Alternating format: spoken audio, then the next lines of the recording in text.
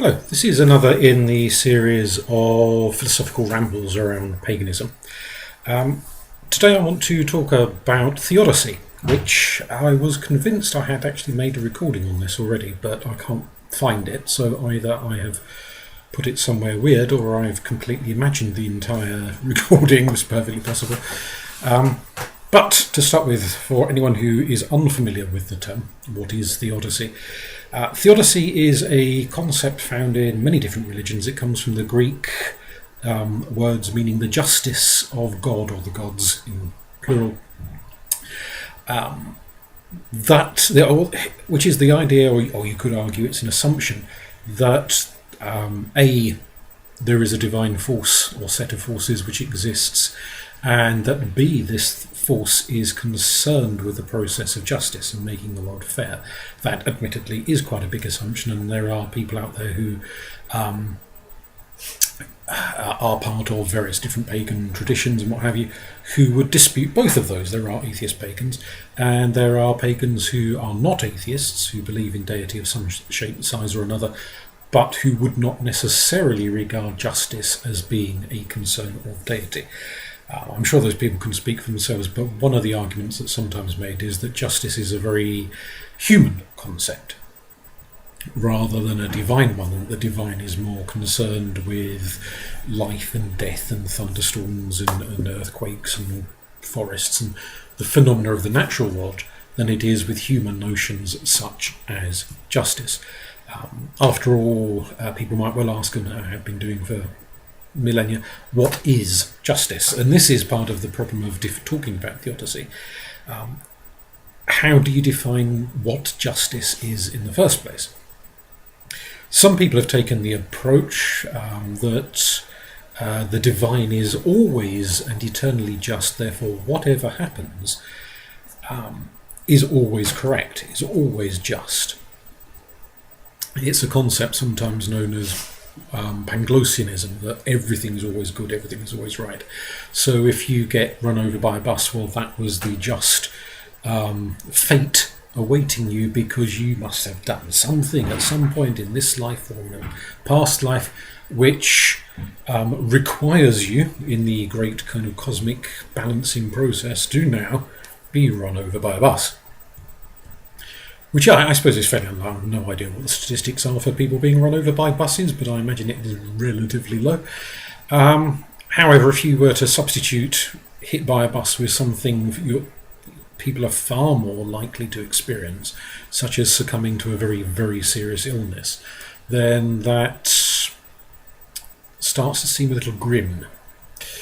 And here we have to think about the fact that just because something is a little grim doesn't mean it's not true. We perhaps have a wish for truth to be nice, to be pleasant. That why would awful things happen? Would it not suggest that the gods are wicked, awful, terrible, etc.?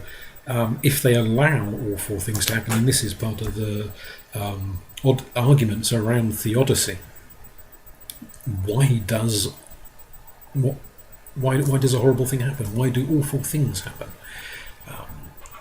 If deity is supremely just, whether you think of deity as one being or 1,000, and something awful happens, is it because it is just, and that we as humans may not be able to perceive the justice of it, but that doesn't mean the justice isn't there?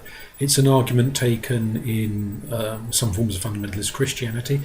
There's an American author, I was going to say theologian, but that's probably something of an exaggeration, called William Lane Craig, who goes down the argument that the Bible, particularly the Old Testament, is full of lots of smitings and God ordering people to go forth and slaughter the Midianites, every man, woman and child. So if lots of babies get drowned in the flood, Noah's Ark story for argument's sake, how can that be just? A lot of people might argue these days. Well, William Lane Craig says, you may not, as a mere human, you may not see the justice of it, but God sees the justice of it. Therefore, even the death of innocents has some justice to it. You can find the same argument in Islam and various other traditions as well. It's not a big argument in modern day paganism, but there are some ancient philosophers who've suggested that there is always justice, there's always balance in all things, therefore nothing is random, nothing is pointless. You can factor into that whether you consider human action as a manifestation of divine justice. Are we machines of the gods? Or do we sit outside of that? So, for example, many philosophers divide theodicy into two areas. They talk about natural evil and moral evil.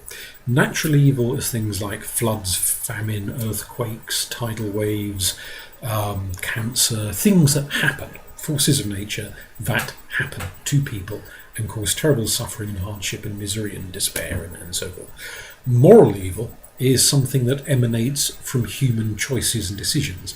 So the serial killer who abducts somebody and tortures them is a moral evil, whereas lightning bolt coming out the sky and zapping you one is a natural evil, because there is no human agency involved.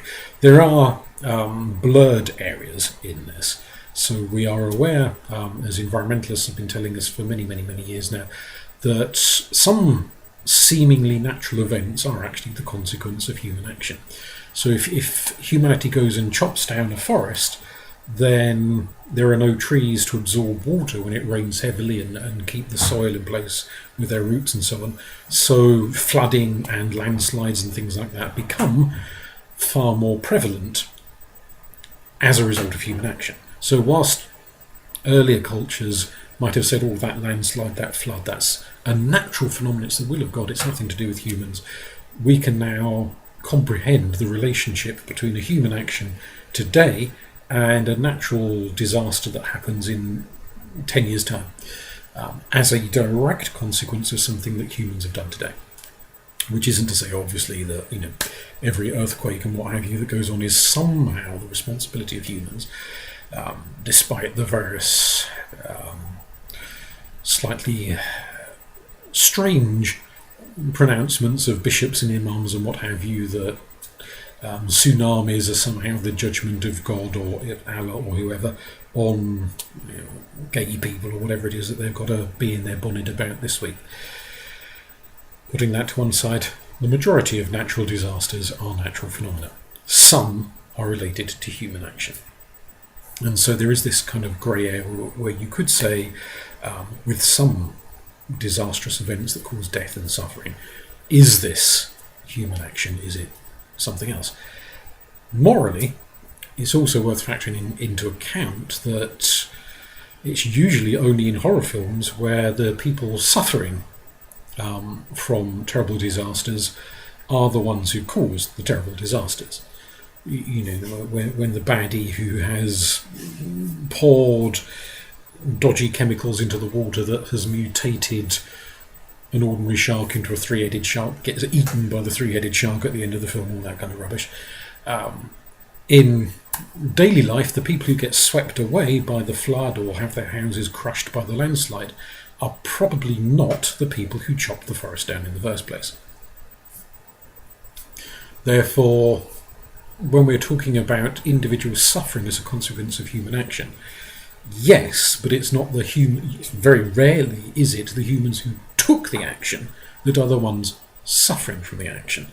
It's people who are completely innocent, have no culpability in the process, that so often suffer from it. And that brings us back to this issue of justice. If it were you chop a tree down today, you get drowned in a flood tomorrow kind of scenario, then you could say, well, you did this action, you have suffered the consequences, that is just. How do we, whether as pagans or regardless of religion, how do we say person A chops down the tree today, person Z gets drowned in the flood in 5 years' time, person Z never having chopped a tree down in their life? How do we say that is somehow just? Unless you're going to get all terribly Old Testament and start suggesting the sins of the fathers. are visited upon the children. And it's not, in all fairness, that's not an entirely Old Testament statement. The Greeks, the ancient Greeks, were quite au fait with this idea that some king or whoever offends one of the gods, and so the gods destroy the entire city, including the king, but all of the citizens with the king, in an earthquake. And somehow the deaths of all these people who haven't actually offended the gods are seen as an expression of the wrath and the justice of the deity, who is punishing an individual or a small number of people, and somehow hundreds, thousands of other people get flattened in the process. Collateral damage. It's a very collective approach to morality, which doesn't tend to sit well with modern day Western values, which incline more to the highly individualistic. That is to say, I should be punished for my wrongdoings, not the wrongdoings of the Prime Minister or the wrongdoings of some other person or my great-great-great-grandfather, whoever, that somehow transmit down to me because I am part of this collective group. And even though I never did anything wrong personally, I'm part of the group, so tough luck, I have to suffer with it. In reality, that does happen quite a lot. You look at international politics and all sorts of scenarios, you can see that playing out time and again. But it doesn't sit well with our very individualistic approach to morality in the 21st century Western world. Doesn't, of course, again mean that, back to this issue, simply because we find something a bit distasteful or unpleasant, or it seems unfair, it seems this, it seems that, doesn't mean it's not true. Sometimes we just have to accept the fact that reality runs according to rules that we don't much like. A bit like paying taxes. It happens. We don't much like it, but it happens. In a polytheist approach, other issues are raised. For monotheists, or those who see the gods as just 101 different aspects of a central entity, there is fundamentally one force, and either it is just or it is not. And the philosophy pans out accordingly. If you believe there are 2 deities, 20 deities, 500 deities, however many, is the assumption automatically that they're all operating by the same set of rules? Therefore, to use, let's go Roman, if you say Minerva's concept of justice is the same as Jupiter's concept of justice, does that automatically pan out? Or if you believe there are 101 different deities, does each one have its own notion of justice? Therefore, the justice of this goddess is different from the justice of that god. And therefore, whose justice applies to you? Do you go down the line of saying, well, I am a devotee of the goddess Juno, for argument's sake, therefore Juno's justice applies to me, and that person who lives next door, they're a follower of Faunus, therefore Faunus's justice applies to them. And neither Juno nor Faunus cross over in terms of applying their justice to their devotees. Or, which is very kind of demarcatory, isn't it? Or do we suggest that perhaps justice is dealt with depending on the nature of the offence, regardless of who you personally, as a polytheist, are devoted to, or even if you're not devoted to anyone whatsoever, nonetheless, justice rains down upon you. So, going back to our tree chopping example, you've gone and chopped down some sacred tree, and Faunus, god of the forests, Sylvanus and so forth, they are the ones who dispense justice accordingly. Whereas if you had done betrayed state secrets, maybe it would be Jupiter as god of the state who would be the one to deal with you. So do we relate it to area of offence? Assuming, of course, that whatever it is that you've done wrong fits neatly into one box, one kind of aegis of one particular deity. Maybe it doesn't, maybe it's a bit of this and a bit of that, maybe it's kind of an overlap area. how do we comprehend that notion? We are, of course, straying here, even though I'm talking about chopping down trees, we're really straying here into moral evil rather than the definition given earlier of natural evil. That is to say, human beings who choose to do something deeply unpleasant, deeply wrong, and that causes suffering to themselves, to other people, to animals, to whoever. Many religions try to account for why some people are basically just arseholes. Why do some people do horrible, nasty, awful things? You get lots of different stories and philosophical concepts to account for this. There is no consistent argument within any of the across pagan traditions. You get individuals, philosophers within different perspectives who will argue it this way or that way, but there is no kind of generic pagan answer to this question, just as there is really no generic pagan answer to any question, which that's a side issue. Are we born lovely, wonderful beings who sometimes, by whatever process, get corrupted, and then once corrupted we start doing dreadful, awful things? It's an argument from within humanistic psychology. People like Carl Rogers, Abraham Maslow, Rollo May, a load of others, who suggest that people are born basically decent, good, nice, lovely. You pick up a random baby, they will be, a decent person in potential. You're a bit too young to actually make moral decisions when you're just 3 months old, but the goodness is there within them.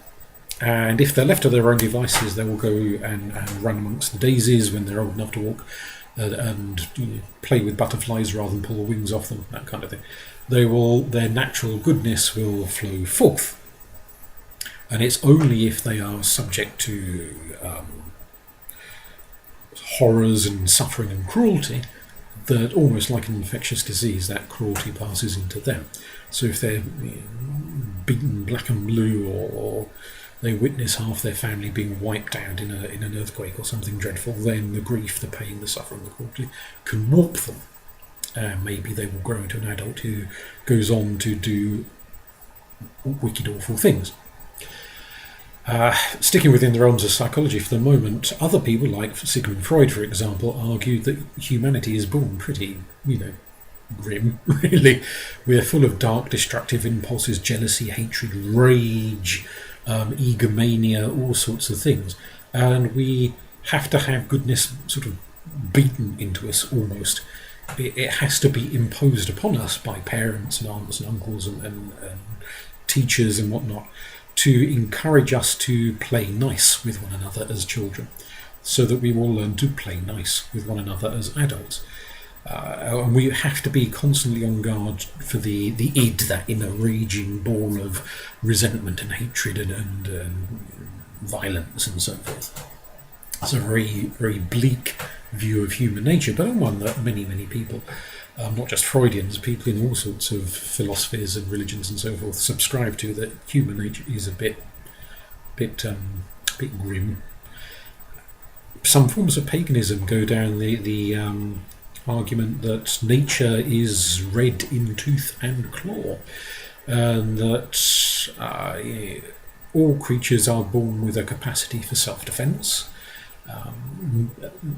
Omnivorous creatures and carnivorous creatures are born with a capacity to hunt, to kill, to acquire meat, as well as, for the omnivores, vegetables. And so the instincts towards a degree of violence, shall we say, a capacity for cruelty, are there. Whether you choose to eat meat or not is besides the point. You're kind of born with those instincts, whether you do anything with them or not. And so you could argue, without getting too Freudian and sort of too bogged down in all these weird arguments around obsessions with mothers and fathers and so forth, that as omnivorous animals, we have evolved through hundreds upon thousands of years of evolution to have these sort of predatory instincts. And those predatory instincts could be just channeled into hunting down an antelope or a rabbit or something, and eating it, killing it and eating it, or it could be channeled into fighting, because many creatures, including a lot of herbivores, you think of rams and stags and so forth, battering hell out of each other at mating season. A lot of animals compete with one another. They will fight with one another, whether over mates or territory or food resources or whatever it might be that they're going to fight over. They have a capacity for self-defense if they're attacked, or to attack others, to initiate the attack if they see some resource that they want to take away from some fellow creature. So humans are essentially, well, no different, if we're being honest, biologically hardwired to have the same urges to defend ourselves, to stake a claim on what we want, potentially to the point of knocking somebody else out of the way who is a rival to that claim. Whether we do so in a very measured, controlled fashion, or whether we do it in a sort of blood and guts up the wall fashion, depends on the individual, depends on the situation. But we have those capacities, those instincts hardwired into us. We have the capacity to be gentle and kind and loving too, also hardwired into us, but we are this mix of different forces. Is evil to be understood as that kind of capacity perhaps taken to excess or taken out of place? Evil and good, for that matter, are not words that many 21st century pagans or late 20th century pagans like to use very often. You don't hear those words being bandied about in books on paganism or gatherings of pagans and so on. They're often seen as, those are words from Christianity, we have nothing to do with that. Which is all well and good to a point. But we have to have some understanding of why some people do colossally awful things, whether you want to use the word evil or there's some other word you want to use instead. When all is said and done, if a fully grown adult rapes a small child, what the hell is that if it's not evil? I mean, you might prefer some other word beyond evil, but it is wicked, monstrous, pick your word. It is an unconscionable act. You could, following in the footsteps of Jesus, try and distinguish between the act and the actor, to say the act is evil, but the actor is not. That's your choice.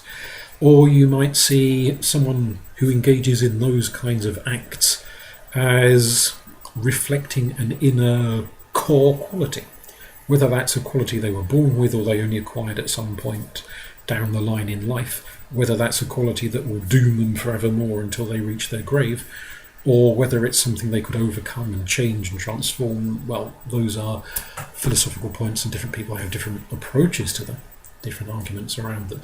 But there are some actions that individuals engage in which are just horrific, and there is no point pretending otherwise. The question becomes, partly, why do they do it? And partly, what do the rest of us do about it?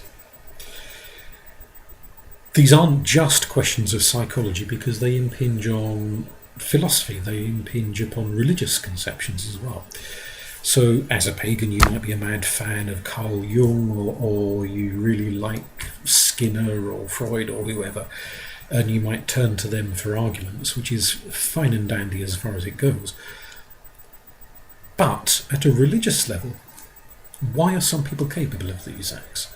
Is it because evolution gives us instincts, and some people are unlucky through just a sheer genetic fluke to have been born with a brain shaped slightly differently, slightly different rearrangement of their neurons in this or that section of their brain, that means they think in a very different way from the way the next door neighbour thinks?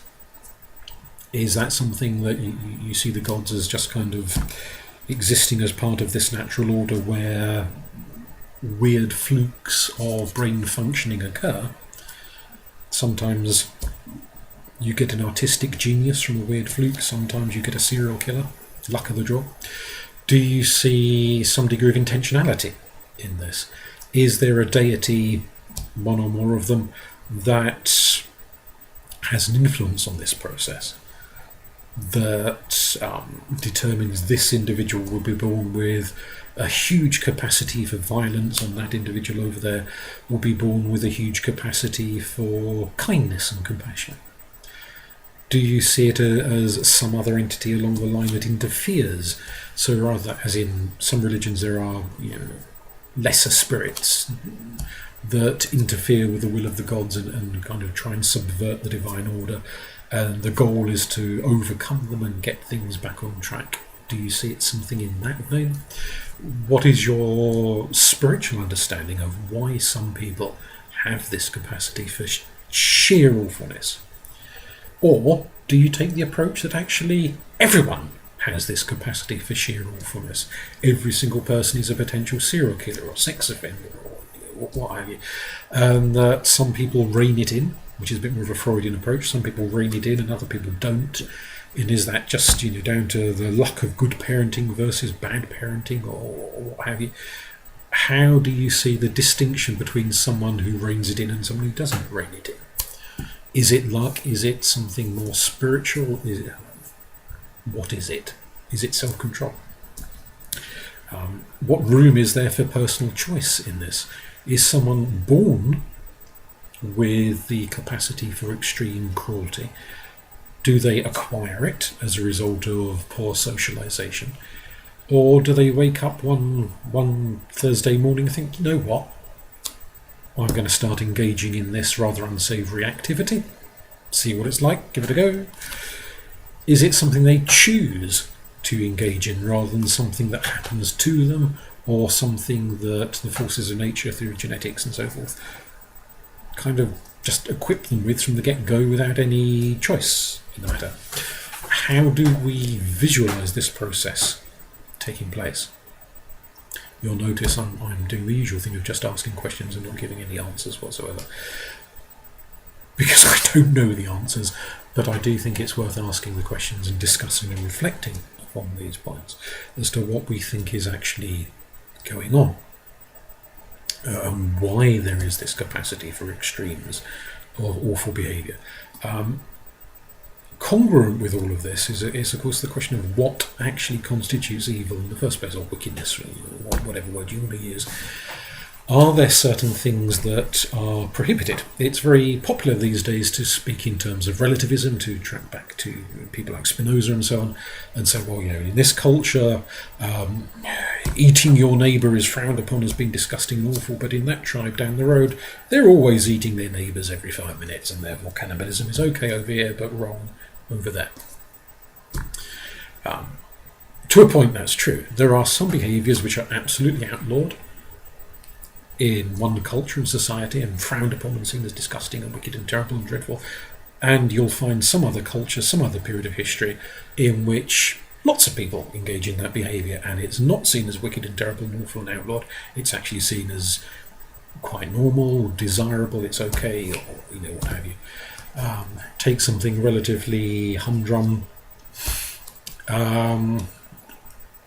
having multiple husbands or multiple wives.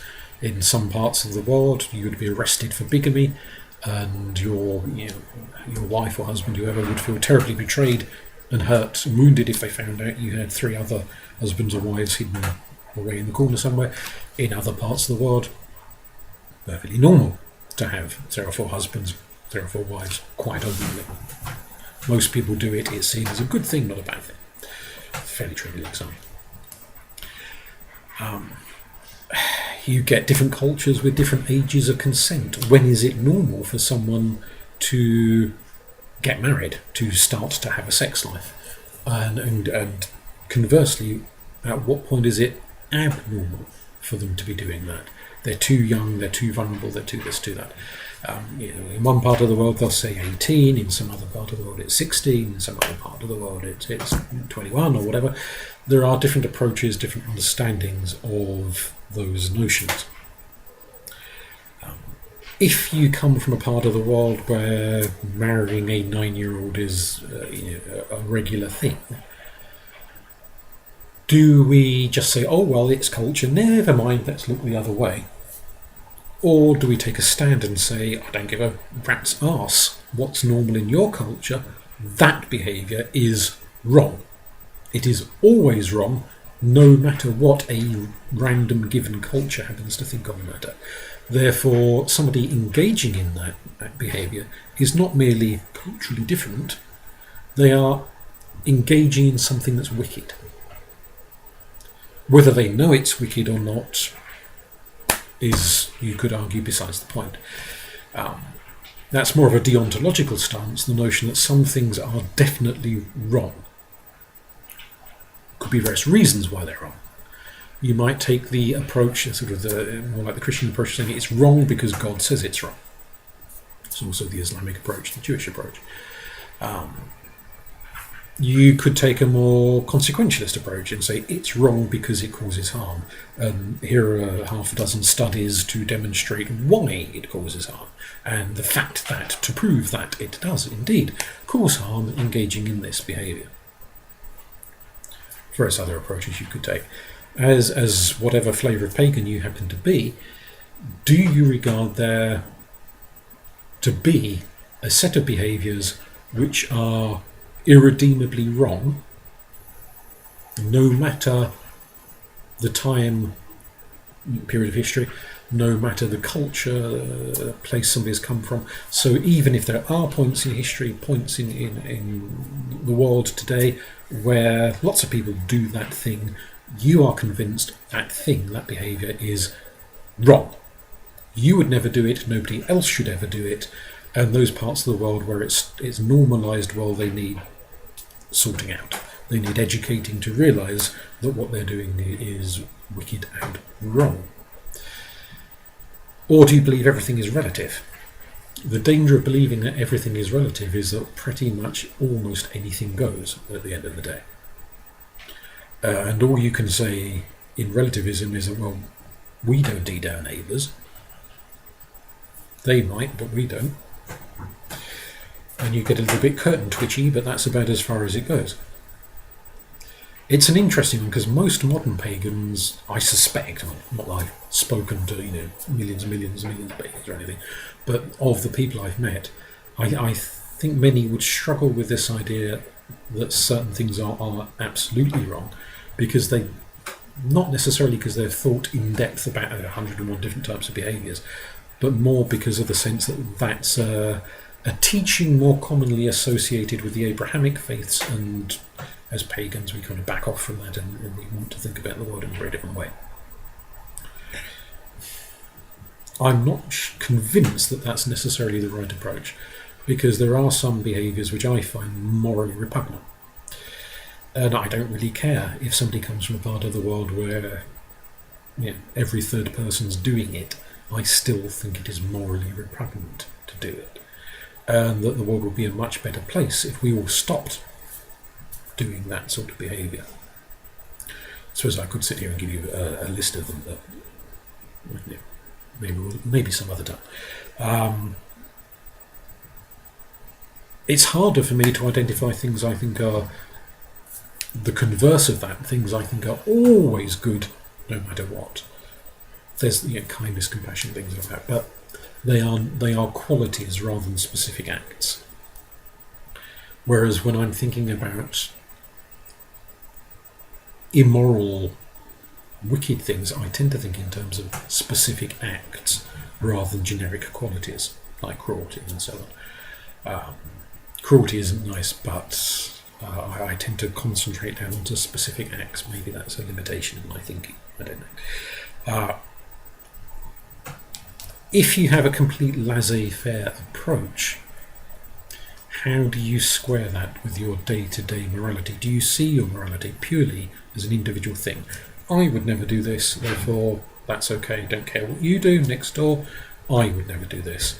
And then you don't think about the behaviour of the person next door until the point in time when it is imposed upon you in an intrusive fashion.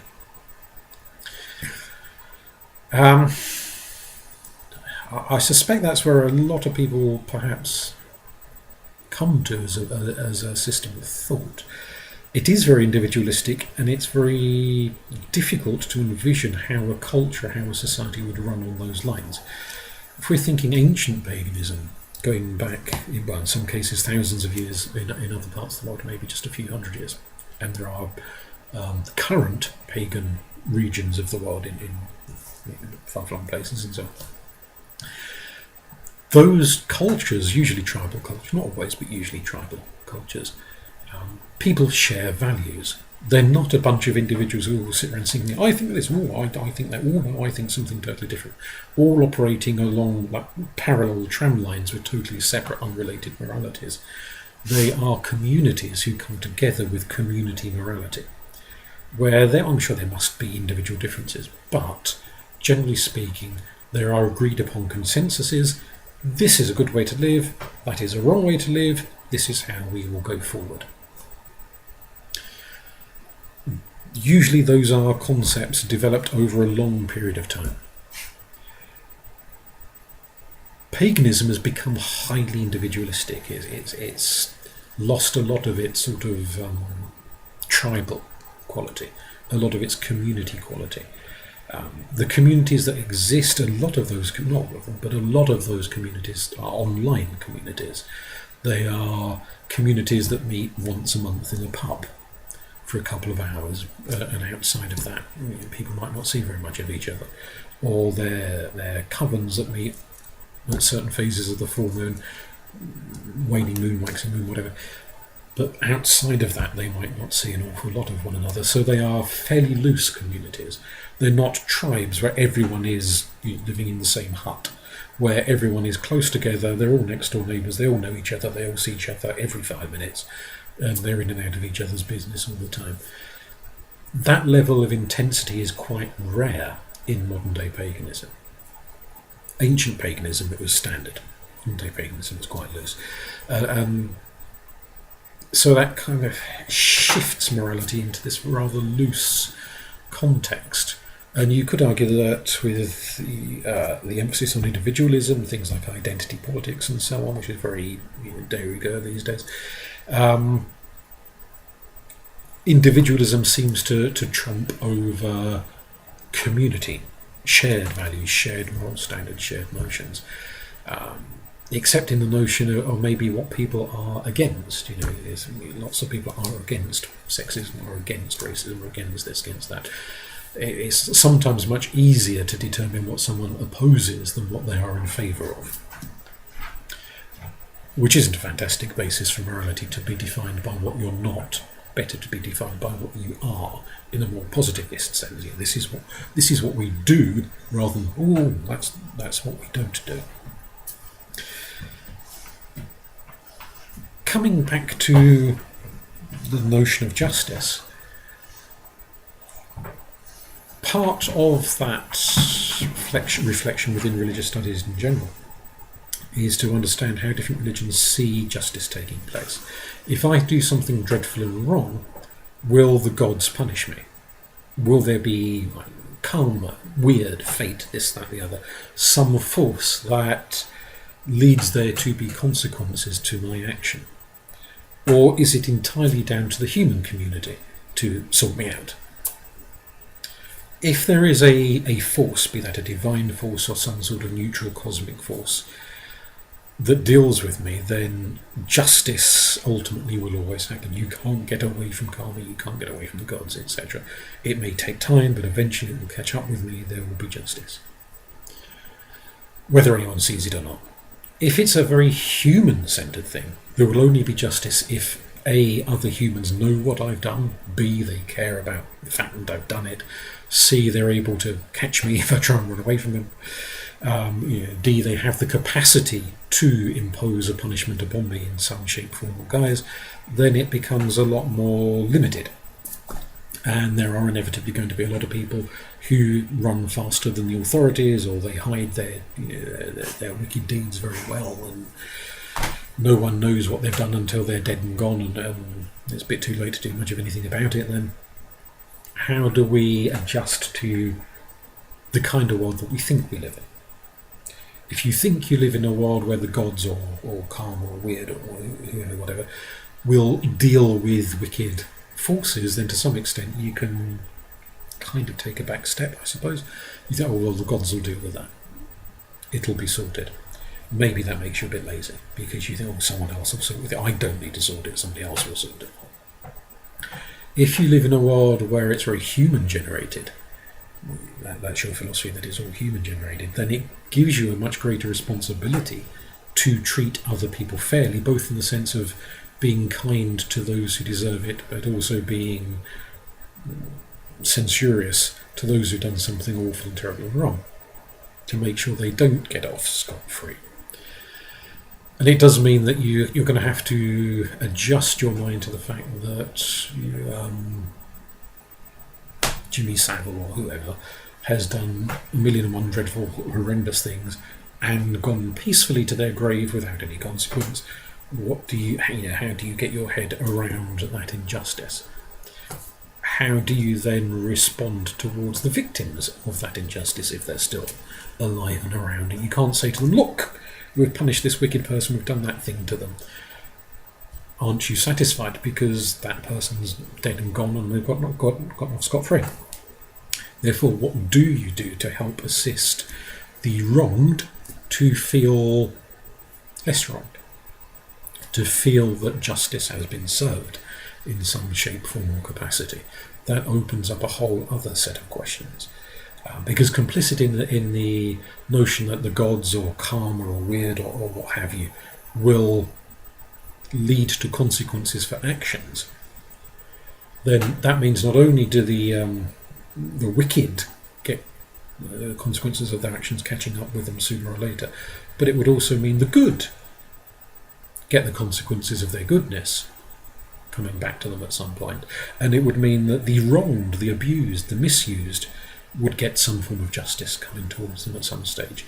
So either justice is at all of those different levels provided by some much wiser, more balanced, more far-reaching power than humanity, or it's provided only by humanity, in a sense. Where we fail to provide it, tough luck. And then you've got to adjust to how you live with the tough luck scenario if it happens to be impacting on you in some shape, form or guise. Just realised how long I've been waffling on for. None of this is especially helpful in reaching an answer, and I appreciate that. And it's more a process of me reflecting on ideas in my own head which haven't yet reached a conclusion. That I could present to you saying, well, I think X, I think this, I think that. I'm still mulling it over. It would be useful when I post this up to have some kind of feedback. A lot of what I post up gets no feedback at all, and I don't know if anyone's listening or I'm talking to a brick wall. Whether people agree, disagree, or have got far better ideas, I'm sure they do, that they could offer up that would get me thinking about, oh, I haven't considered it from this angle, and that would then perhaps change what I post next. But it's an interesting topic for discussion. How do we, within the various different forms of paganism, A, what do we consider to be unacceptable, wicked and awful, terrible behaviour in the first place? B, why do we think people engage in that wicked, terrible, unacceptable behaviour? C, what the hell are we going to do about it? Do we just say, oh, never mind? Or do we think there is something that can be done to change those people in some way?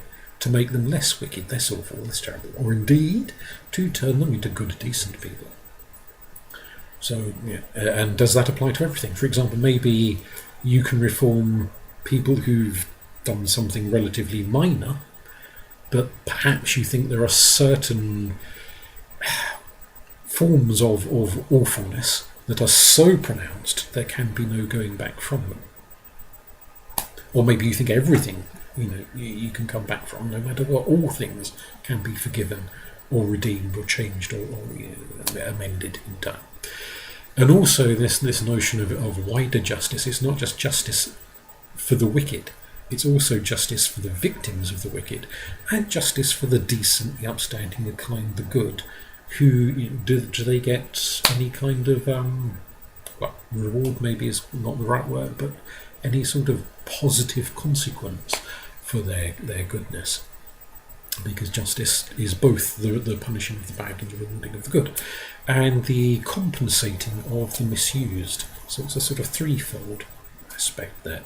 How you perceive that process within whatever brand of paganism it is that you follow, if you follow any. So do feedback. Be nice to know. Thank you.